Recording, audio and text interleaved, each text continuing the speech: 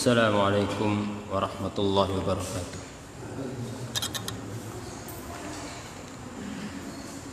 Innal hamdalillah nahmaduhu wa nasta'inuhu wa nastaghfiruh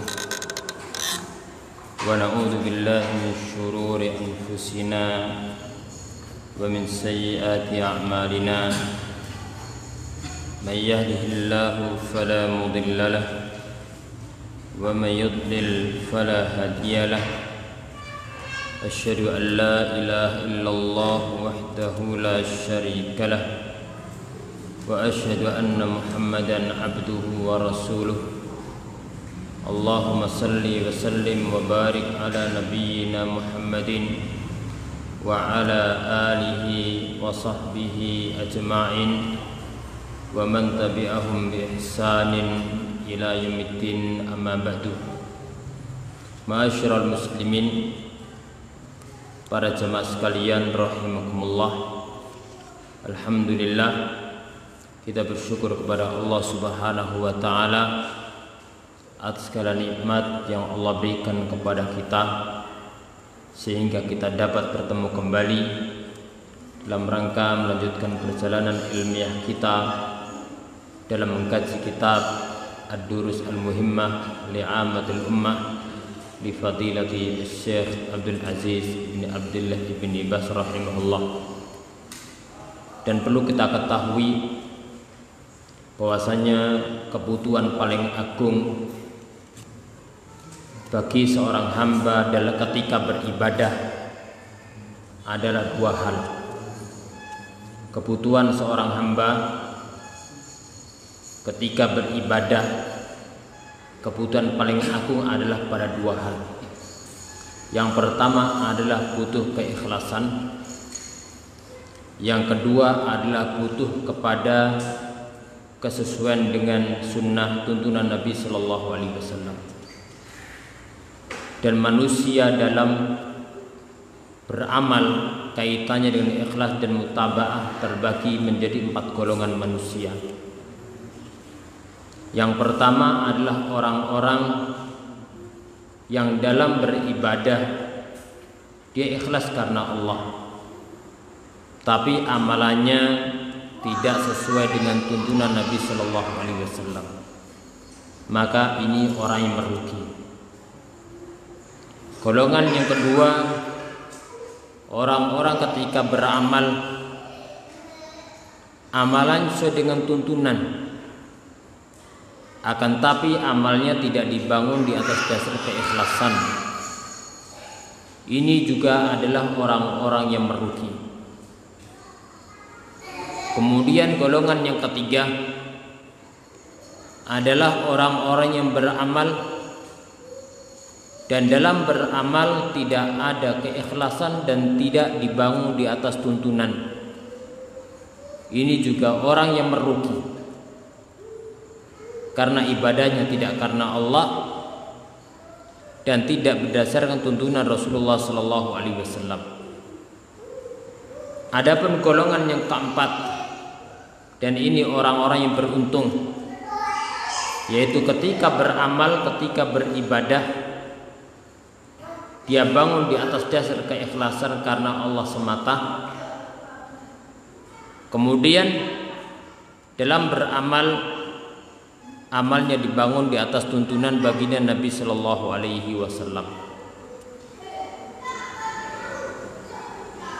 Dan dua hal tadi, keikhlasan dan tuntunan, ini membutuhkan pada ilmu. Maka keikhlasan, ibadah butuh keikhlasan, ibadah butuh sesuai tuntunan, dan keikhlasan butuh ilmu. Begitu pula untuk mewujudkan tuntunan ini juga membutuhkan ilmu. Maka sebagaimana ilmu butuh keikhlasan, keikhlasan juga butuh ilmu. Sebagaimana seorang tidak akan bisa ibadah tanpa berdasarkan ilmu yang dia pelajari dari ajaran Islam. Ma'asyiral muslimin rahimakumullah. Pada kesempatan yang mulia ini, insya Allah kita akan melanjutkan kajian kita dalam mengkaji Ad-Durus Al-Muhimmah li'amatil ummah. Pertemuan kemarin kita sudah membahas tentang makna syahadat Muhammad Rasulullah. Dan kita sudah membahas bahwasanya syahadat wa anna Muhammad Rasulullah itu mengandung persaksian bahwasanya beliau seorang hamba yang tidak boleh disembah, dan beliau seorang rasul yang tidak boleh didustakan. Dan tuntutan seorang yang sudah mengucapkan dua kalimat syahadat dan sudah mengikrarkan akan kerasulan Nabi Muhammad SAW, maka yang pertama adalah mentaati perintahnya, yang kedua menjauhi larangannya, yang ketiga membenarkan beritanya, yang keempat ibadah kepada Allah hanya berdasarkan tuntunan beliau sallallahu alaihi wasallam. Al-muallif atau pensyarah Fadilatul Syekh Haytham Sarhan menyebutkan beberapa hal penting berkaitan dengan sejarah Nabi sallallahu alaihi wasallam, dan sudah kita bahas sebagiannya, akan tapi kelanjutannya insya Allah mungkin kita bahas dalam pelajaran sejarah pada suatu saat insya Allah. Sekarang kita masuk pada ad-darsus tsalis, pelajaran yang ketiga. Di antara pelajaran-pelajaran penting dalam kitab Ad-Durus Al-Muhimmah li'amatil ummah, qala al-muallif arkanul iman. Pelajaran yang ketiga dalam Ad-Durus Muhimmah adalah berkaitan dengan rukun iman. Pertama tentang apa? Surat-surat pendek, surat Al-Fatihah dan surat-surat pendek dari juz amma. Kemudian pelajaran yang kedua tentang dua kalimat syahadat. Sekarang pelajaran yang ketiga, yaitu tentang rukun iman. Rukun iman kata al-muallif wa yasittatun, itu ada 6. Yang pertama adalah iman kepada Allah. Yang kedua adalah iman kepada para malaikatnya. Yang ketiga adalah iman kepada kitab-kitabnya. Yang keempat adalah iman kepada rasul-rasulnya. Yang kelima iman kepada hari akhir. Dan yang keenam iman kepada qada dan qadar Allah Subhanahu wa taala, yang baik maupun yang buruk. Beriman kepada qadar, ketentuan Allah Subhanahu wa taala. Rukun iman yang 6 ini satu kesatuan. Siapa yang beriman kepada Allah, maka mengharuskan iman kepada seluruh rukun iman.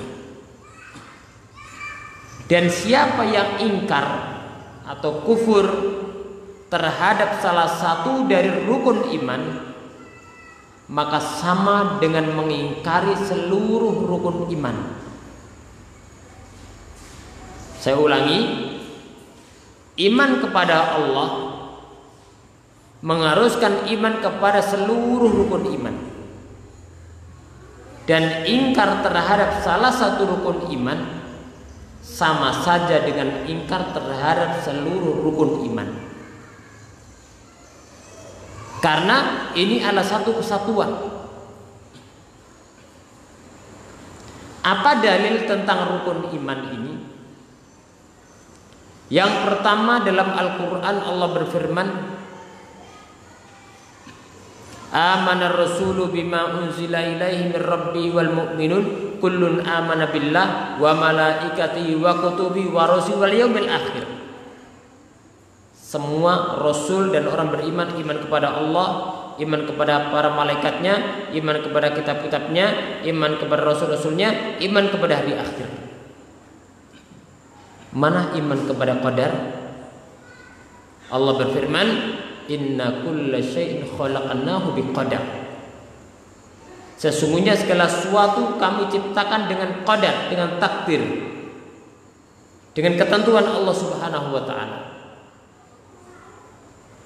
Dan yang lebih jelas lagi adalah jawaban Nabi Shallallahu alaihi wasallam kepada Jibril alaihissalam dalam hadis Jibril ketika ditanya apa itu iman, maka beliau menjawab dengan rukun iman yang 6. Apa definisi iman? Definisi iman secara syariat adalah qaulun bil lisan wa i'tiqadun bil qalbi wa amalun bil jawarihi wal arkan yazidu bit ta'ati wa yanqusu bil ma'siyah.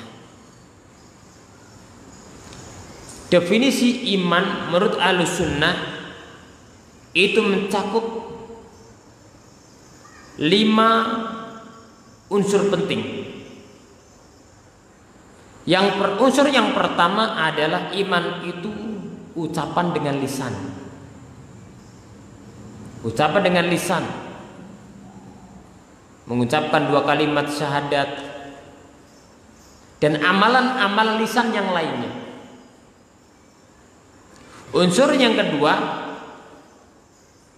adalah keyakinan dengan hati. Keyakinan dengan hati.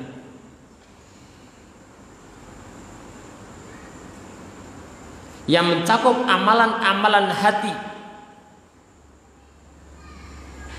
Unsur yang ketiga adalah amalan dengan anggota badan, yang mencakup seluruh amalan-amalan anggota badan yang tampak yang dilakukan seorang hamba. Kemudian unsur yang keempat, bahwa iman itu bertambah dengan ketaatan. Bertambah dengan ketaatan. Unsur yang kelima, iman itu dapat berkurang dengan kemaksiatan. Sebagian ulama mengungkapkan dengan khamsununat, 5 nun. Qaulun bil lisan wa amal bil arkan wa i'tiqadun bil janan yazidu bi ta'atir rahman wa yanqusu bi ta'atis syaitan. 5 nun akhirnya. Tapi hakikatnya adalah sama, bahwa iman itu memiliki 5 unsur penting.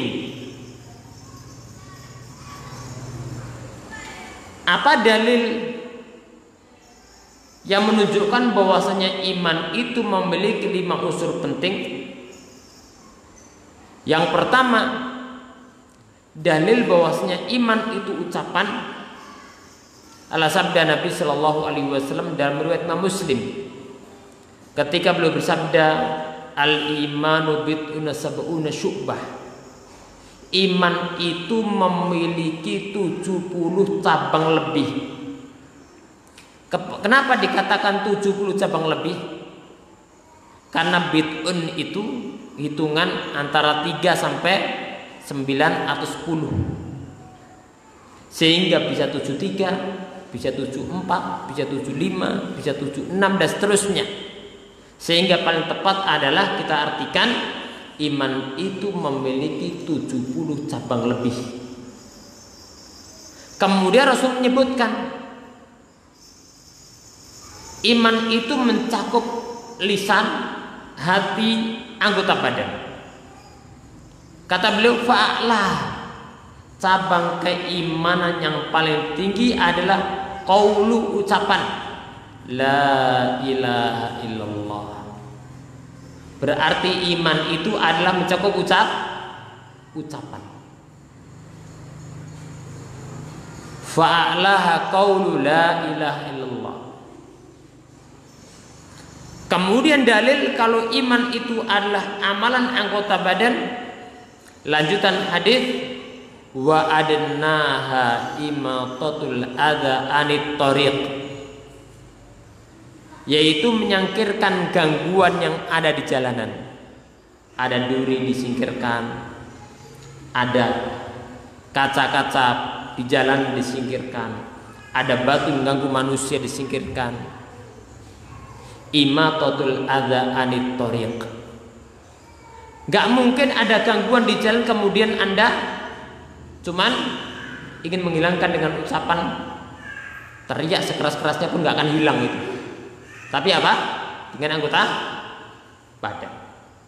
Kemudian dalil bahwasanya iman itu adalah amalan hati.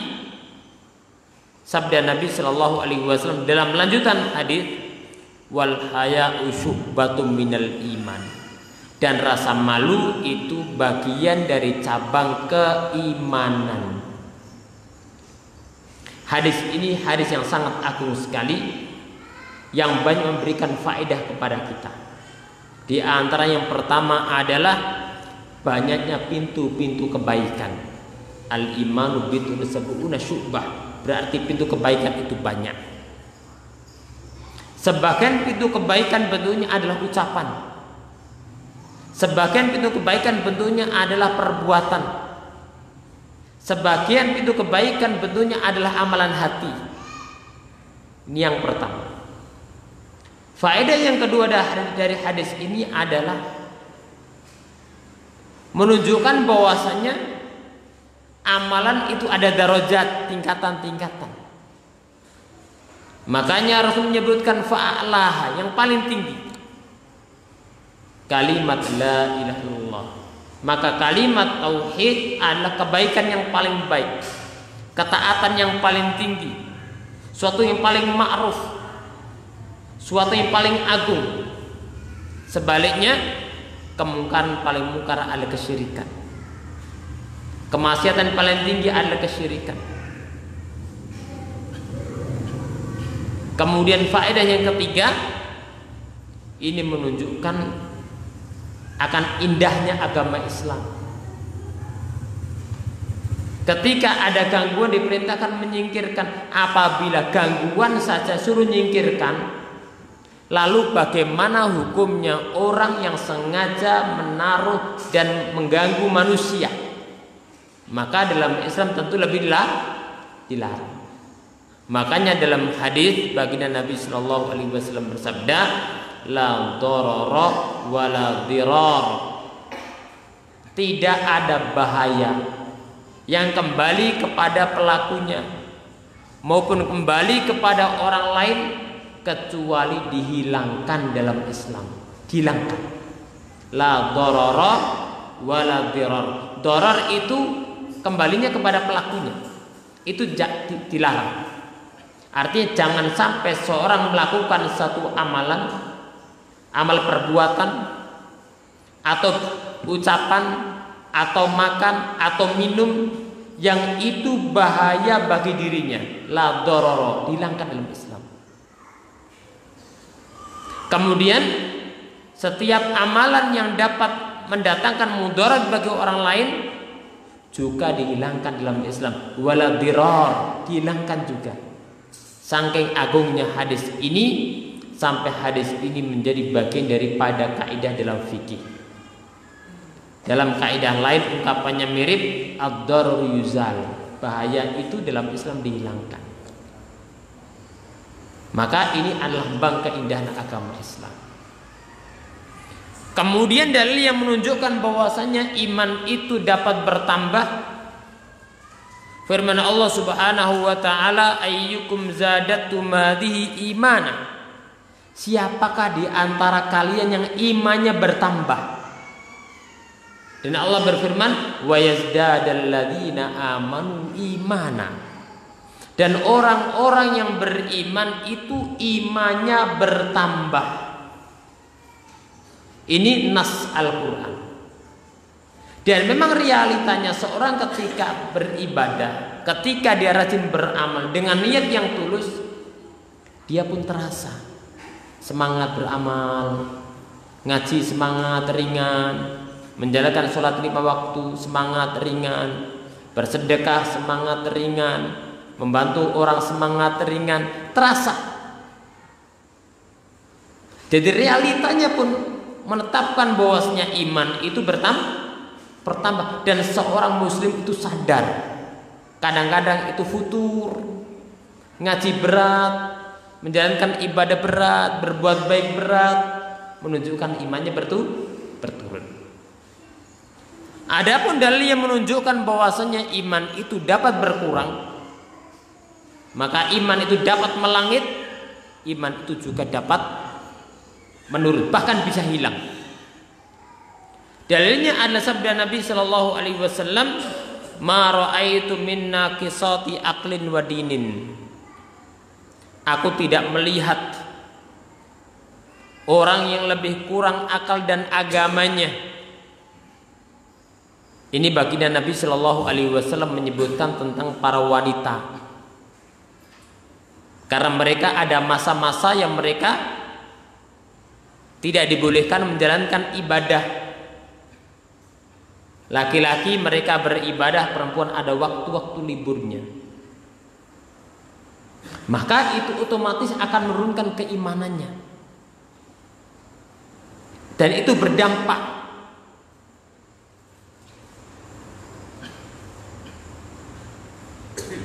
Dari siang lainnya, setiap yang dapat bertambah otomatis dapat berkurang.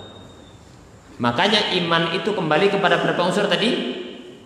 5. 1, bertambah dengan ucapan dengan lisan. Yang kedua, amalan dengan hati. Yang ketiga, amalan dengan anggota badan. Yang keempat, bertambah dengan ketaatan. Yang kelima, berkurang dengan kemaksiatan. Ketika seorang muslim sadar iman itu dapat meningkat, iman itu dapat bertambah, maka hendaknya dia berusaha menjalankan amalan-amalan yang dapat meningkatkan keimanannya, dan berusaha untuk menjauhi amalan-amalan yang dapat mengurangi keimanannya. Sehingga Asy-Syari' hafizahullah ta'ala menyebutkan apa sebab-sebab yang dapat meningkatkan keimanan. Beliau menyebutkan 4 hal penting, dan menyebutkan sebab kurangnya iman juga 4. Akan tapi kalau Anda ingin mengetahui lebih dalam tentang sebab-sebab yang dapat meningkatkan keimanan dan dapat menurunkan keimanan, silahkan baca kitab yang berjudul Asbabu Ziyadatil Iman wa Nuqsanihi karya Fadilatu Syekh Abdul Razzaq bin Abdul Muhsin Al-Abbad Al-Badr. Beliau memiliki kitab yang berjudul Asbabu Ziyadatil Iman wa Nuqsanihi. Beliau turutkan satu demi satu. Yang pertama, apa sebab bertambahnya keimanan? Yang pertama, kata beliau, dirasatut tauhid. Sebab yang paling utama yang dapat meningkatkan keimanan adalah mempelajari tauhid. Wa bi khasatin, terlebih lagi adalah tauhid yang berkaitan dengan nama-nama dan sifat Allah. Ini kalau dipelajari dengan benar, maka ini sangat berpengaruh untuk meningkatkan keimanan. Seorang ketika memahami di antara nama Allah itu Al-Alim, Allah Maha mengetahui, maka dia akan hati-hati dalam berbuat, karena perbuatannya dia dilihat oleh Allah. Dia akan semangat berbuat baik karena perbuatan baiknya dilihat oleh Allah, diketahui oleh Allah. Dan dia berusaha menjauhi amal yang tidak baik karena amal perbuatannya juga diketahui oleh Allah. Dan Allah ketika mengetahui dan amalnya baik, dia akan mendapatkan pahala. Dan ketika dia berbuat jelek, Allah mengetahui dia berbuat jelek, dia akan yakin di situ ada pahala keburukan, maka akan bertambah keimanan. Begitu pula nama-nama yang lainnya. Sebab yang kedua adalah al-iktsar minat ta'at, yaitu memperbanyak amal-amal ketaatan. Amal itu dinamakan dengan amal ketaatan, atau amal itu dinamakan dengan amal soleh, apabila amal itu dikerjakan ikhlas karena Allah dan sesuai tuntunan Rasulullah sallallahu alaihi wasallam, maka khalisan shawaba. Amal yang dikerjakan ikhlas karena Allah dan benar sesuai dengan tuntunan. Jadi yang kedua, memperbanyak amal-amal ketaatan. Dan ketaatan yang paling tinggi adalah tauhid. Berarti tauhid, mengilmui tentang tauhid dan mengamalkannya, ini sebab paling utama yang dapat meningkatkan iman seorang hamba. Kemudian setelah itu adalah kewajiban. Ini juga sangat meningkatkan keimanan seseorang. Dan kewajiban yang paling agung adalah rukun Islam yang 5. Dan rukun Islam 5 yang paling utama dan paling agung adalah sholat 5 waktu. Ini sangat berpengaruh dalam meningkatkan keimanan. Dengan syarat dia mengilmui tentang sholatnya dan dia tunaikan rukun, syarat dan kewajiban yang ada dalam ibadah sholatnya. Cuman kalau menjalankan sholat itu dianggapnya sebatas rutinitas, seperti kerja di waktu pagi keluar dan siang pulang, sore hari keluar balik lagi, maka ini tidak banyak berpengaruh. Oleh karena itu kita perlu mengilmui tentang agama ini, sehingga itu berdampak pada keimanan kita. Setelah kewajiban-kewajiban, yaitu amalan-amalan sunnah. Di samping amal sunnah itu meningkatkan keimanan, amal-amal sunnah itu juga akan melengkapi kekurangan yang ada pada ibadah wajib. Makanya sholat 5 waktu wajib itu ada rawatibnya yang mengiringinya. Karena seorang hamba itu bagaimanapun juga ketika menjalankan ibadah pasti ada kekurangan-kekurangan yang tidak dia penuhi dalam menjalankan ibadah. Begitu pula puasa Ramadan, ada rawatibnya. Ada puasa Sya'ban, ada puasa Syawal. Itu kan rawatib yang mengiringi. Satunya sebelumnya, satunya setelahnya. Itu di samping meningkatkan keimanan, amal sunnah ini dapat meningkatkan keimanan.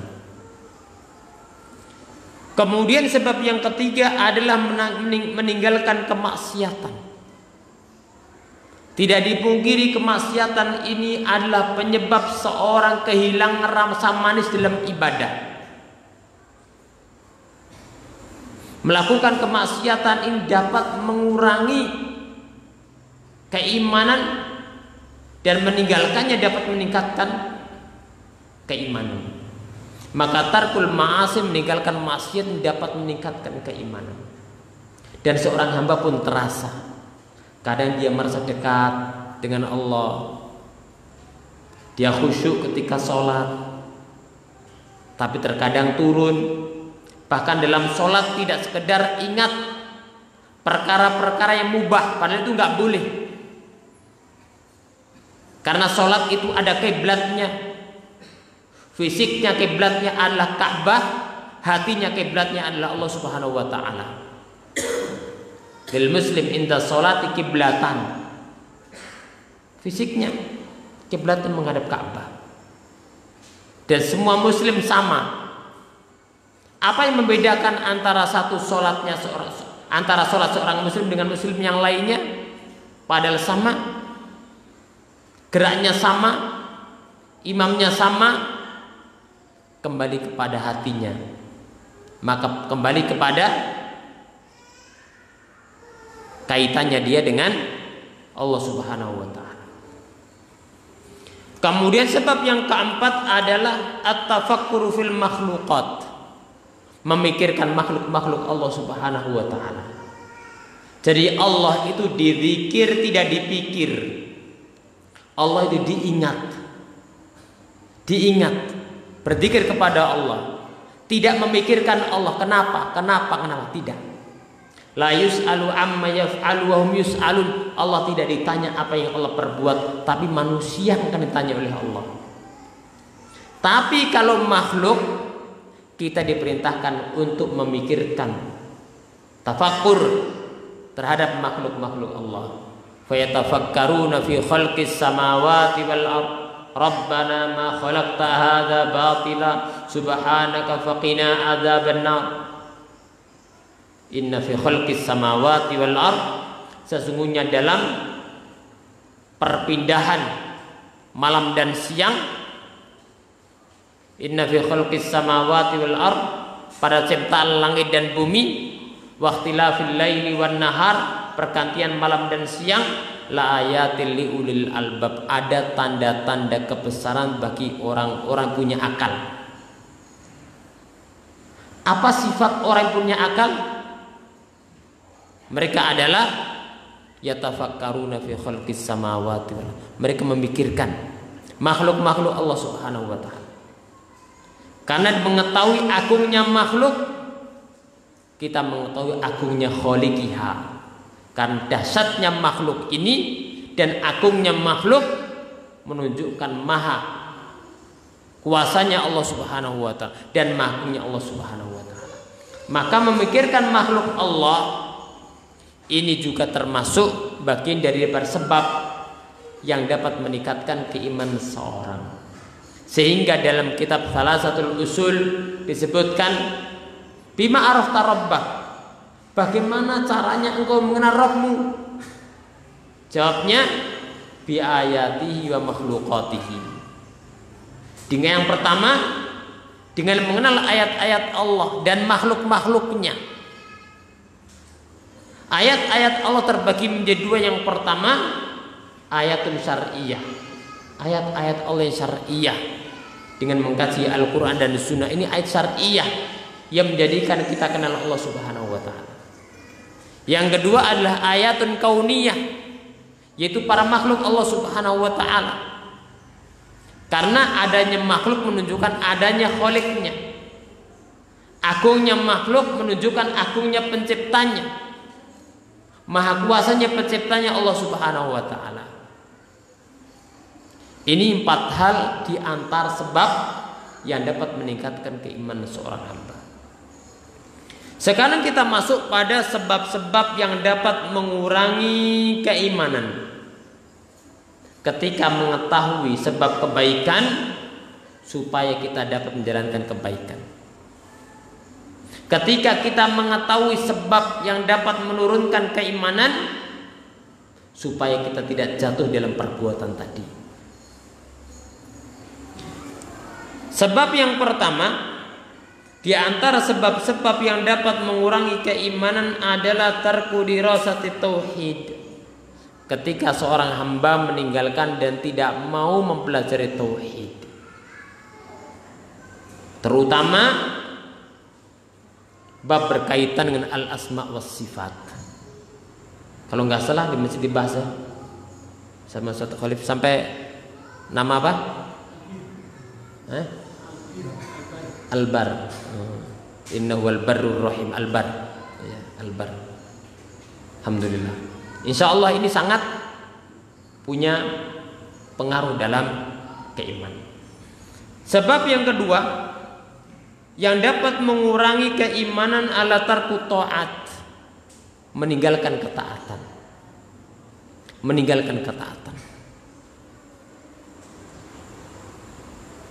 Ketaatan paling agung ketika ditinggalkan dapat mengurangi keimanan adalah al-wajibat, kewajiban. Kewajiban ketika ditinggalkan ini dapat mengurangi keimanan. Kemudian yang ketiga, fi'lul ma'asi, yaitu mengerjakan kemaksiatan. Kemaksiatan paling tinggi adalah kesyirikan kepada Allah. Ini kemaksiatan paling tinggi. Tidak hanya mengurangi, bahkan apabila syirik besar bisa meruntuhkan keimanan. Lain asyrakta la yahbatanna amaluka wa la takunanna minal khasirin. Jika engkau Muhammad berbuat syirik, maka amalanmu akan hapus dan engkau akan menjadi orang-orang merugi.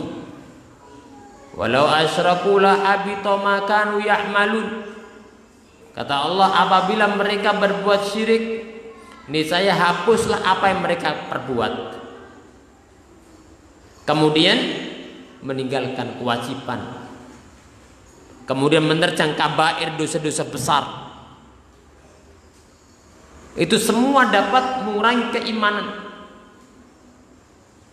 Bahkan shaghair, dosa-dosa kecil pun dapat mengurangi keimanan. Kemudian yang keempat, di antara sebab yang dapat mengurangi keimanan ala tarku tafakkur fil makhluqat. Ketika seorang tidak memikirkan makhluk-makhluk Allah Subhanahu wa taala.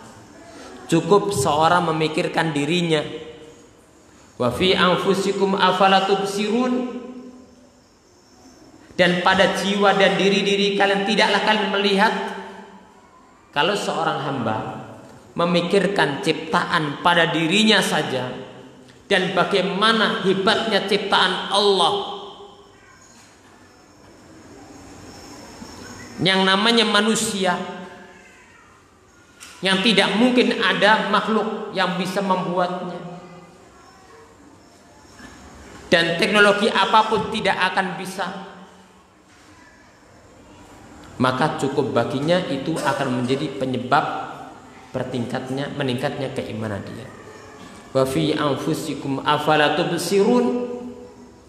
Dan pada diri-diri kalian tidaklah kalian melihat, tidaklah kalian memikirkan. Coba pikirkan bagaimana kepala kok di atas dan neo di depan, ya. Kemudian hidung ke bawah dan neo ke atas. Kalau hujannya apa?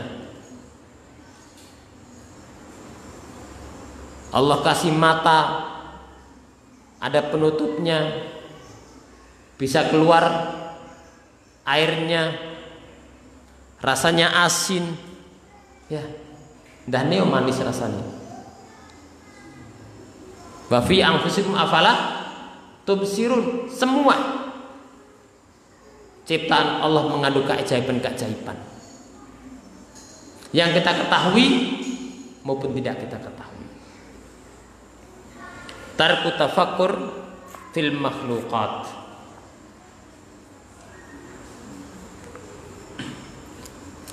Kemudian al-muallif membahas tentang arkanul iman. Apa itu rukun iman? Maka kembali kita pada judul yang kita bahas, rukun iman itu ada 6. Iman kepada Allah, iman kepada para malaikatnya, iman kepada kitab-kitabnya, iman kepada rasul-rasulnya, iman kepada hari akhir, dan iman kepada qadar yang baik maupun yang buruk. Dan iman kepada salah satu rukun iman mengharuskan iman kepada seluruhnya, dan ingkar kepada salah satu rukun iman sama dengan ingkar terhadap seluruh rukun iman. Satu kesatuan yang tidak boleh dipisah-pisahkan. Insya Allah kita akan bahas pada pertemuan yang akan datang satu demi satu, dan akan kita mulai dengan pembahasan yang pertama, al-imanu billah, iman kepada Allah Subhanahu wa ta'ala. Barangkali ada pertanyaan, dipersilakan.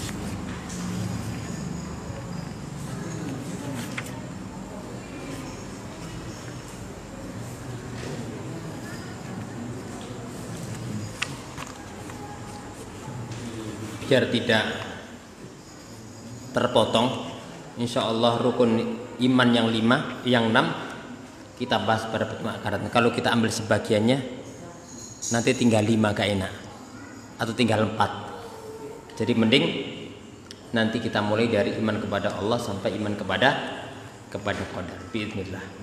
Ada pertanyaan? Nggak ada. Baik, kita cukup sampai di sini. Insya Allah kita sambung pada pertemuan akan datang. Semoga sedikit ini bermanfaat. Aku qouli hadza wa astaghfirullah li wa lakum. Subhanakallahumma bihamdik asyhadu an la ilaha illa anta astaghfiruka wa atubu ilaik. Assalamualaikum warahmatullahi wabarakatuh.